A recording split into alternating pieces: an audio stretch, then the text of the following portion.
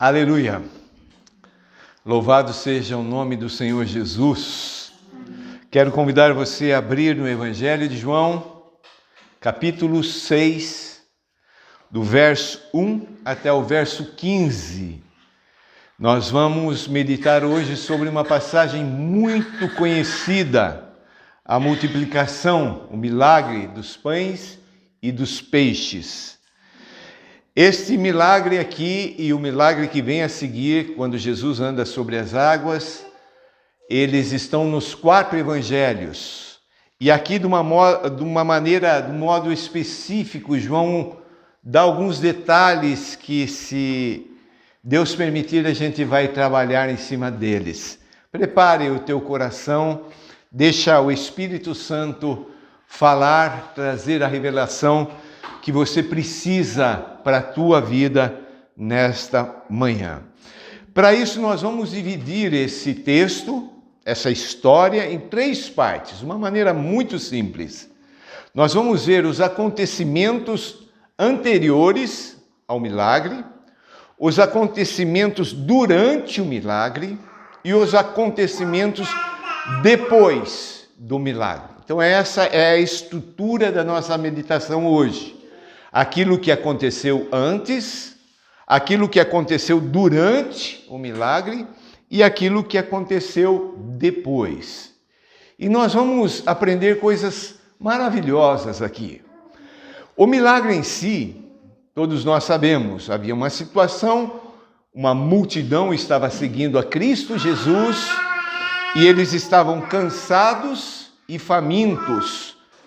E não tinha como alimentá-los. Então, Jesus faz um milagre da multiplicação de pães e peixes, servindo para toda aquela multidão, contada cerca de 5.000 homens, fora as mulheres e as crianças. Além de todos se saciarem, comerem à vontade, sobrou. E nós vamos ver aqui nesse texto alguns detalhes e vamos permitir que o Espírito Santo traduza esses acontecimentos para a nossa vida no dia de hoje. Então, primeiro ponto, os acontecimentos anteriores ao milagre. A primeira coisa que eu preciso fazer é detectar o problema. Muitas pessoas ficam, desculpa o termo, né? Como barata tonta. Já viu a barata que fica de ponta cabeça, se batendo, gastando uma energia tremenda e não sai do lugar e não resolve nada? Porque a pessoa não sabe o porquê ela está passando por aquilo, o porquê ela está sofrendo aquilo. Então, a primeira coisa, eu preciso parar, aquietar a alma e detectar qual é o problema. Muitas vezes nós gastamos toda a nossa força, toda a nossa energia com as consequências do problema. Seria mais ou menos como você estar febril, tomar um remédio para a febre, mas o problema, a enfermidade, a raiz continua não sendo tratada. Então, a primeira coisa, não é? Eu tenho que saber o que está acontecendo, eu tenho que olhar para as coisas, eu tenho que me aperceber dos fatos e detectar qual é o real problema e não ficar gastando energia desnecessária. Bom, então, os acontecimentos anteriores. Nós olhamos aqui o lugar onde aconteceu. Vamos ler ali do verso 1 até o verso 4. Depois destas coisas, atravessou Jesus o mar da Galileia, que é o Tiberíades. Então, aqui nos mostra que Jesus está na região da Galileia. Ele toma o seu barquinho, atravessa aquele mar da Galileia, mar também, lago de Tiberíades.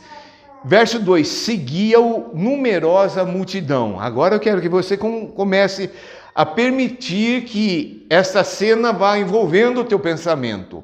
Uma numerosa multidão. Multidão já é um negócio grande. Agora, numerosa multidão é maior ainda.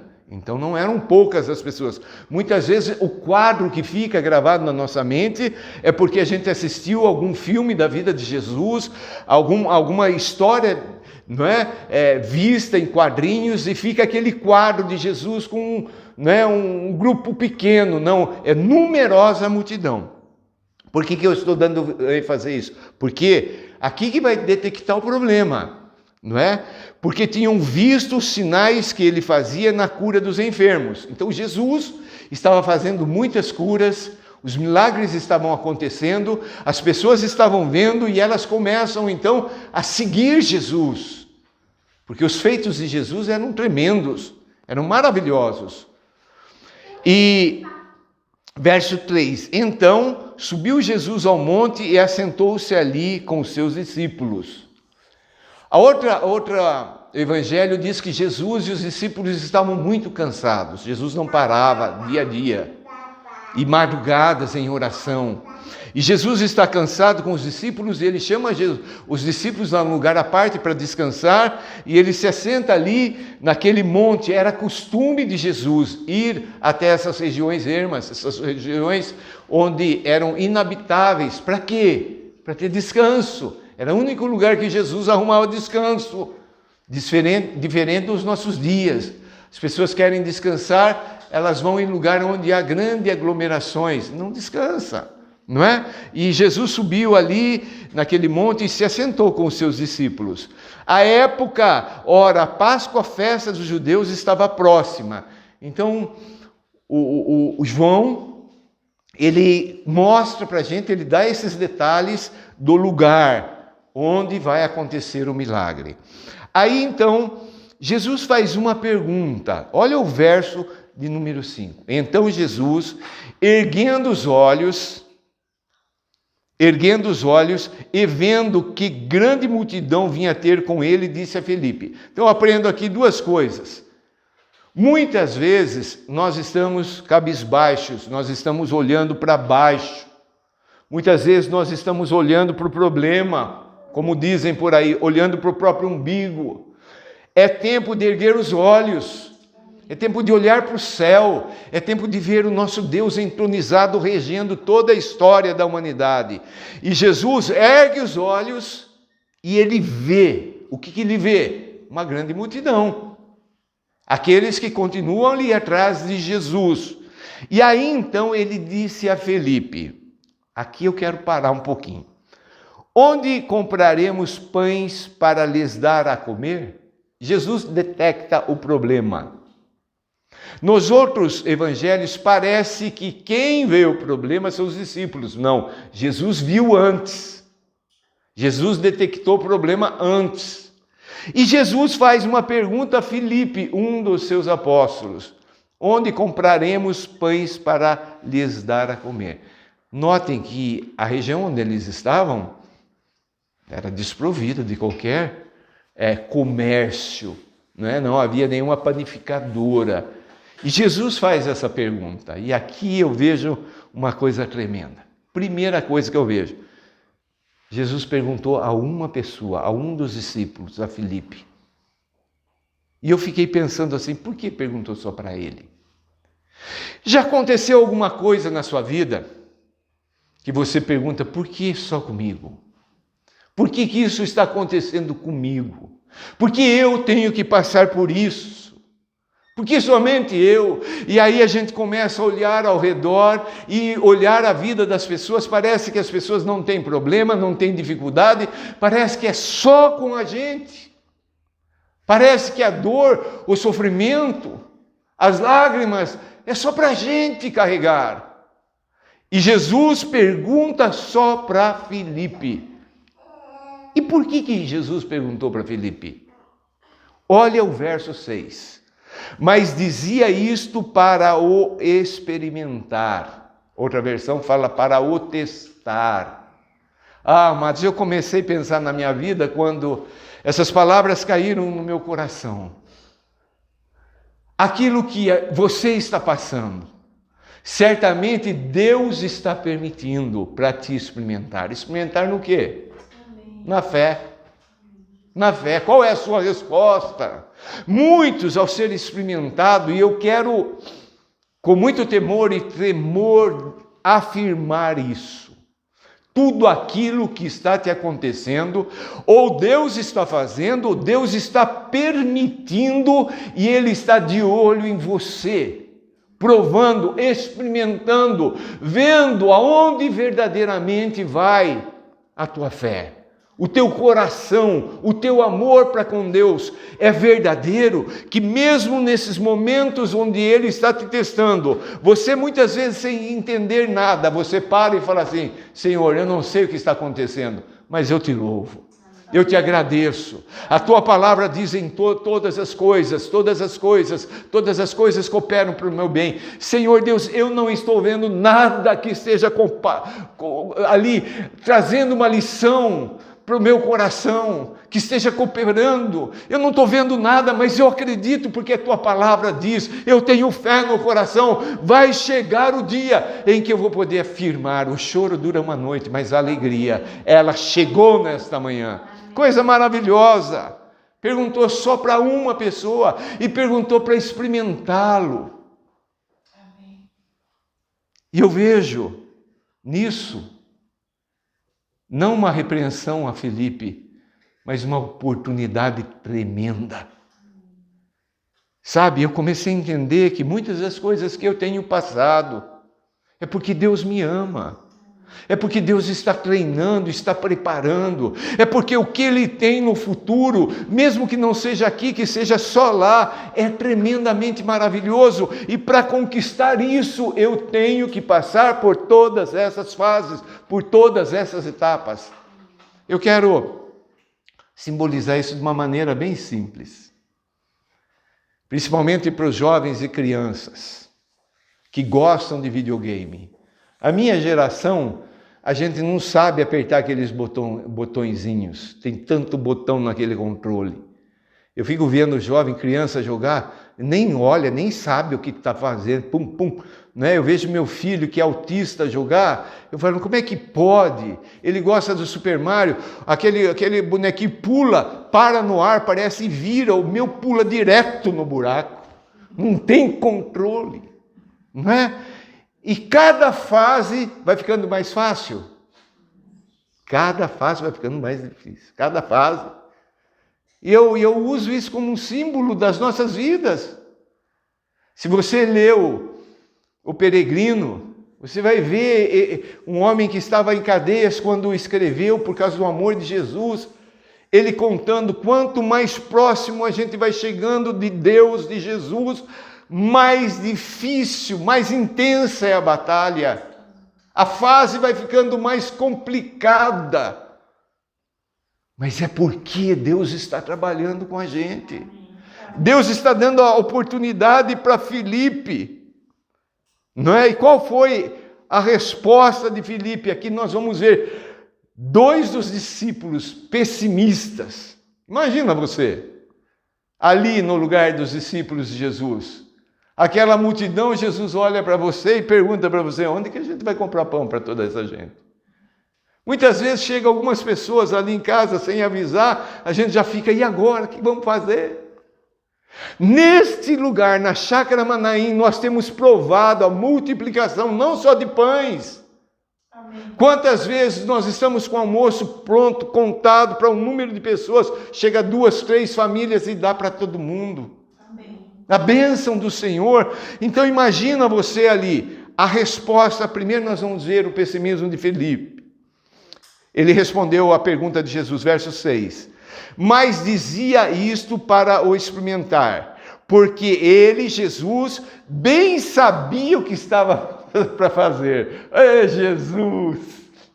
Ele sabe tudo. Você não sabe, eu não sei. Ele pergunta, né? Eu lembrei daquela passagem do profeta andando no vale de ossos sequíssimos. Pode fazer. Chega a determinada hora que o profeta fala para Deus, o Senhor sabe. Não é? É melhor a gente falar assim do que a gente pecar. Ou como é que a gente vai alimentar? O Senhor sabe, Jesus. O mestre aqui é o Senhor. Muitas vezes a gente quer dar resposta, a gente quer dar solução. Não é? E o que ele respondeu? Verso 7. Respondeu-lhe Filipe: não lhes bastariam 200 denários, um denário, pagamento de um trabalhador, 200 dias de serviço, tirando o feriado, sábado, domingo, daria cerca de 8 meses. Teriam que ter 8 meses de trabalho, de salário de um trabalhador para comprar pão. Mas nem tinha onde comprar tanto pão.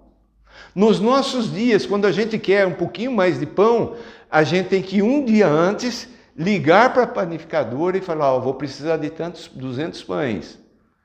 Imagina nessa época. Humanamente falando, é impossível. Mas o que Filipe alegou? Dinheiro não dá. Nós não temos dinheiro. Não é? Ele, como eu e você, muitas vezes, a gente racionaliza.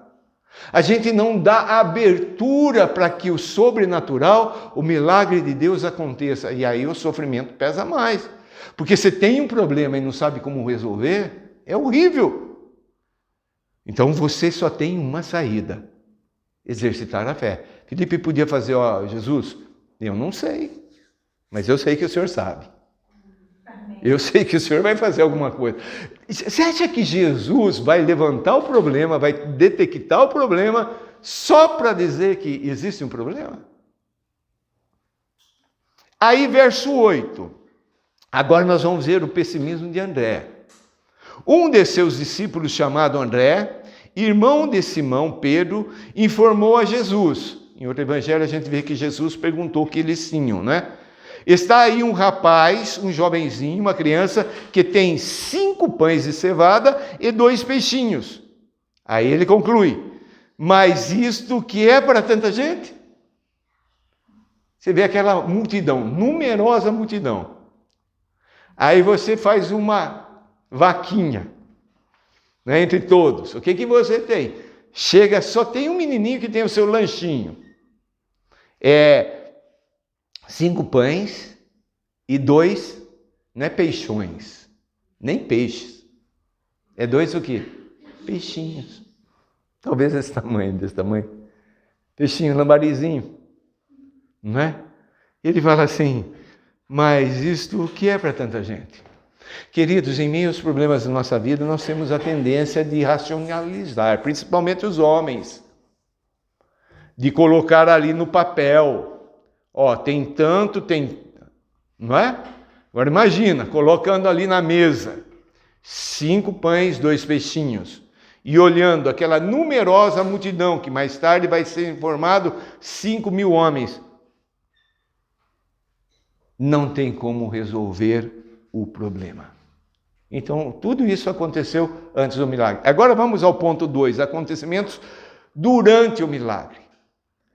E o que eu preciso entender? Primeiro, a necessidade de detectar o problema. Segunda coisa, precisa ser resolvido o problema. Por exemplo, tem pessoa que vai no médico, faz um diagnóstico e detecta qual a enfermidade. Isso resolveu? Não.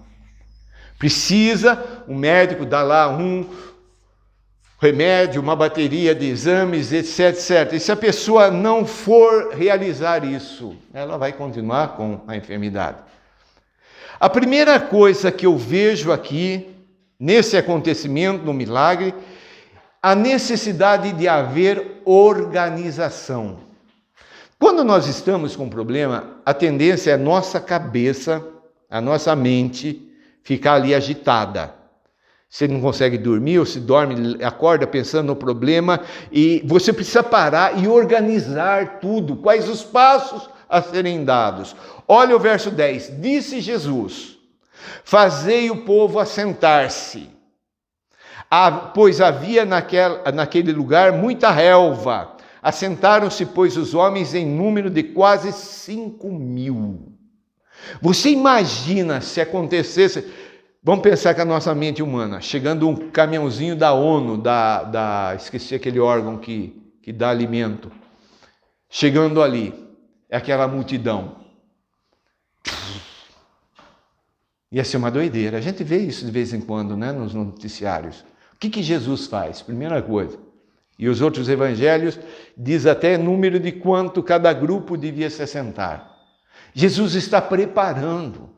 Sabe que muitas vezes nós não desfrutamos do milagre de Deus porque nós não organizamos a nossa vida para receber. A gente permite que a agitação tome conta. E por incrível que pareça, parece que a agitação é que vai trazer a solução. Parece que o estar agitado, o tumulto dentro do nosso coração, dentro da nossa cabeça, parece que isso que vai trazer a solução. E não vai. E muitas vezes, quase sempre, para não dizer sempre, atrapalha. Precisamos organizar. Muitas vezes nós precisamos sentar. Eu estou com esse problema, eu estou com essa dificuldade, eu preciso sentar, eu preciso analisar, eu preciso resolver isso. Algumas vezes eu já ajudei irmãos que estavam passando por dificuldades financeiras. E a primeira coisa que eu faço é, vamos sentar. Eu pego um papel, vamos colocar aqui o que você ganha, o que você gasta e organiza tudo. E na maioria das vezes era questão de não saber administrar as finanças. Por isso vivia o problema. Então, organiza, não é? A segunda coisa que Jesus vai fazer antes, aqui, ou melhor dizendo, durante propriamente o milagre, verso 11, o agradecimento. Nós temos a tendência de agradecer depois que acontece. Olha aqui Jesus, verso 11. Então Jesus tomou os pães e tendo dado graças, ou seja, ele agradeceu, ainda são 5 pães e 2 peixinhos. Como Jesus está agradecendo? Porque Jesus sabe que Deus não falha. Porque Jesus sabe que o milagre vem. Ele agradece antecipadamente. Eu estava estudando isso aqui, eu pensei assim, né? Muitas vezes a gente ora, questão climática, né? A gente ora, Senhor, está seco, manda chuva. Mas eu não vejo ninguém orar assim e depois sair com um guarda-chuva na mão. E alguém pergunta, mas está seco, está sol, e a previsão está falando que não vai haver chuva. Aí a pessoa fala assim, mas eu orei e eu creio, por isso que eu já estou saindo com o guarda-chuva na mão. Ou o contrário, não é? Pede para parar a chuva, mas sai com o guarda-chuva. Então, nós precisamos entender que a gratidão vem antes. Jesus tomou os pães e tendo dado graças. Aquilo que nós fazemos. Obrigado, Pai. Obrigado pelo alimento. Distribuindo entre eles, e também igualmente os peixes, ou seja, também deu graças pelos peixes, e também distribuiu. Quanto? Não era porçãozinha, né? 2 pedacinhos, né? 2 bolinhos. Não. Quanto queriam. O pessoal comeu à vontade. Que bênção. Então, como aconteceu o milagre? Organizaram, Jesus organizou. Segunda coisa, Jesus agradeceu. Mas tem um terceiro item aqui também. A mordomia, o gerenciamento. Olha o verso 12 e o verso 13. E quando já estavam fartos, todos comeram à vontade, disse Jesus aos seus discípulos, recolhei os pedaços que sobraram para que nada se perca. Os antigos, eu não sei a cabeça dos novos hoje, mas havia forte no coração dos antigos que desperdício é pecado. Ai da criança, ai do filho que deixasse um pouquinho de comida no prato. Tinha que comer tudo. Não era desperdiçado nada, não é? Então a mordomia, Jesus manda recolher. Não vai jogar fora não, pega lá o que sobrou. Verso 13, assim, pois, o fizeram e encheram 12 cestos de pedaços dos 5 pães e cevadas que sobraram aos que haviam comido. Sobrou quanto? 12 cestos. Queridos, o nosso Deus não é o Deus de conta-gotas.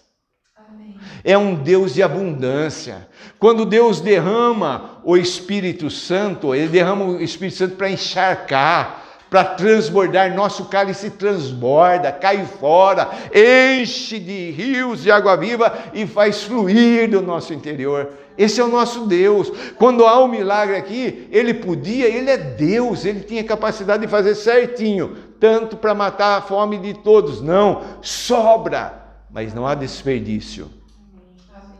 Não há desperdício. Ele manda recolher tudo. Isso aconteceu durante o milagre. Agora vamos à terceira coisa. Acontecimentos posteriores ao milagre. Depois que acontece tudo, e aí nós falhamos muitas vezes, nós esquecemos de avaliar os acontecimentos. Aconteceu, parece que Deus tinha mesmo que fazer, porque Ele é Deus, e a gente muitas vezes até cobra isso. Não, a gente tem que avaliar. Deus tem feito tantas coisas para nós, amados, mas muitas vezes nós não avaliamos, nós não consideramos, nós não concluímos. E aqui nós vamos ver a conclusão do povo, a conclusão de Jesus. Olha o verso 14. Vendo, pois, os homens o sinal que Jesus fizera, disseram. Diante do milagre, do sinal que Jesus fez, o que eles disseram? Este é verdadeiramente o profeta que devia vir ao mundo. Qual a conclusão que eles chegaram? Que Jesus era verdadeiramente o profeta que eles estavam esperando. É certa essa conclusão, sim ou não? Eu vou falar para você uma coisa, sim e não. Porque Jesus é verdadeiramente profeta, mas não esse profeta que eles estão concluindo ser. Aquele que viria para tirar o povo de Israel do domínio político, social, econômico de Roma. Era isso que estava no coração deles.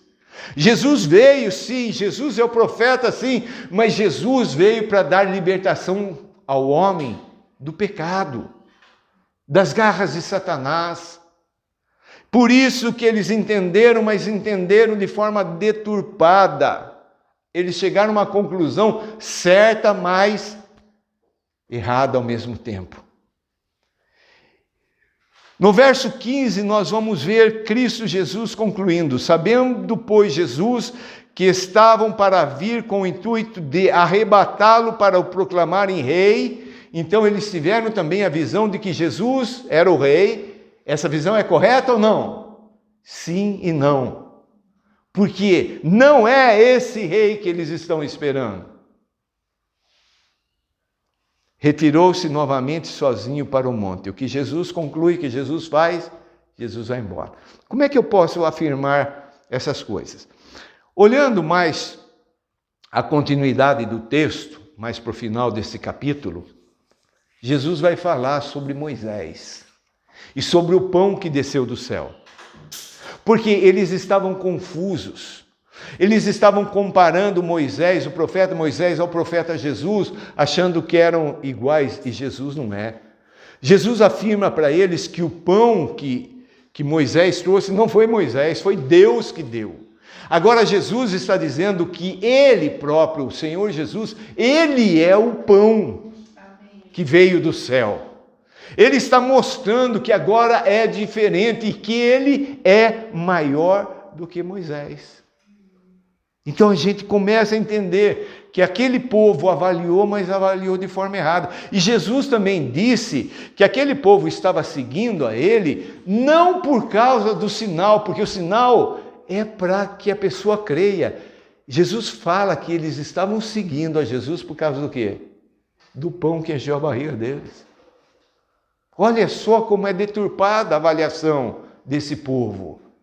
Queridos, então relembrando tudo aqui, o que aconteceu antes? Há um detectar do problema. Jesus vê o problema, Jesus faz a pergunta. Talvez você precise parar um pouco hoje e pensar assim: está acontecendo comigo o que Filipe passou. Mesmo andando com outros irmãos, a coisa tem sido pesada para mim. mas é porque Jesus tem algo especial. Ele está fazendo algo na sua vida, Ele está te testando, Ele está te experimentando. É uma provinha que Ele está dando para você, para que você possa exercitar a fé.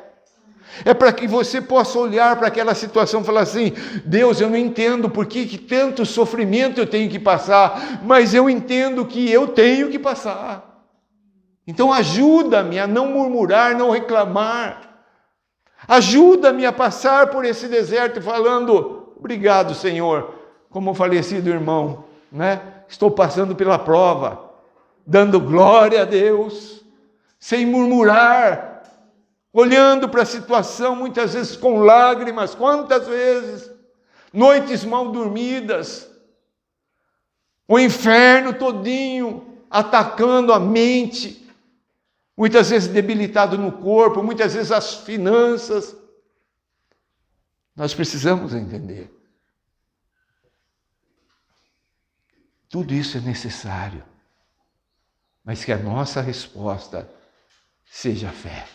Amém. Vamos preparar nosso coração, vamos julgar, plantar fé, vamos nos organizar, vamos parar. Vamos dar oportunidade para Deus falar conosco. Vamos agradecer. Mas eu não estou vendo nada, mas isso é fé. Antes de ver a multiplicação, eu vou agradecer, porque eu creio que Deus vai fazer o milagre. E depois vamos nos tornar responsáveis com aquilo que Deus coloca em nossas mãos. Vamos ser bons mordomos. Deus tem colocado tanta coisa na nossa mão.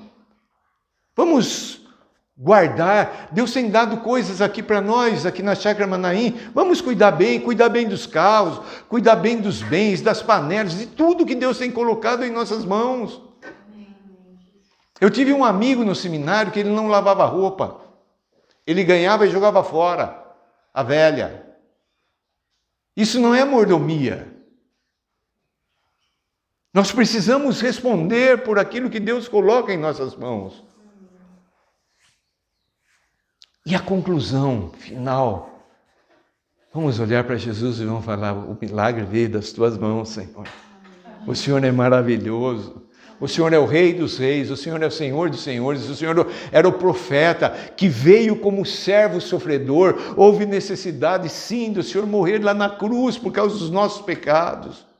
Mas nós também cremos que o Senhor virá um dia em glória para reinar sobre tudo e sobre todos. Vamos desfrutar das bênçãos, dos milagres que Deus tem para fazer em nossas vidas.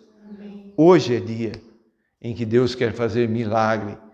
Avalie a sua vida. Veja a área que você está precisando do milagre.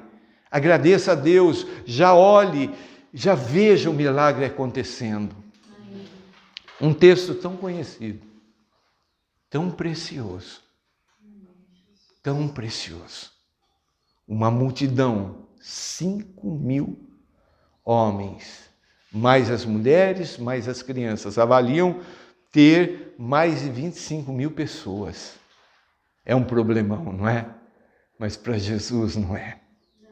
O problema que você está vivendo hoje, talvez você olhe e fale assim: não tem jeito. Eu quero dizer para você não tem, mas para Ele tem. Vamos começar a olhar para Ele, para o nosso Deus. Vamos sim fazer uma avaliação. Qual milagre que eu estou precisando? É na área física? A medicina tem falado que não tem jeito, mas vamos ouvir a Ele, que é Jeová Rafa, o Deus que cura. É um problema na área financeira, bens materiais? O nosso Deus é dono do ouro e da prata, e Ele é Jeová Jiré. Ele é o Deus que provê todas as coisas. E antes de ver o milagre acontecer, vamos agradecê-lo. Vamos louvar o nome dEle. Vamos dar toda a honra, toda a glória a Ele. Vamos orar? Baixe a tua cabeça, feche os teus olhos. Que cena, Pai. Que coisa maravilhosa, Pai. Que coisa fantástica, Senhor. Pai, eu concluo para mim que Eu sou como o Felipe, eu sou como o André. Eu consigo até ver a necessidade, mas eu fico fazendo os cálculos com a minha mente, com a minha cabeça. Me leva a crer, Senhor, nos impossíveis, Deus. Estamos como igreja vivendo essa situação delicada. Mas nós agradecemos a Ti pelo livramento que o Senhor está fazendo. Eu oro por cada pessoa aqui nesse lugar, aquelas que virão a ver essa mensagem. Encha-nos de fé, Senhor. Encha-nos de fé, Pai. Em nome de Jesus. Amém. Amém. Um forte abraço. Deus te abençoe. Prepara os cestos, que a multiplicação vem. Forte abraço.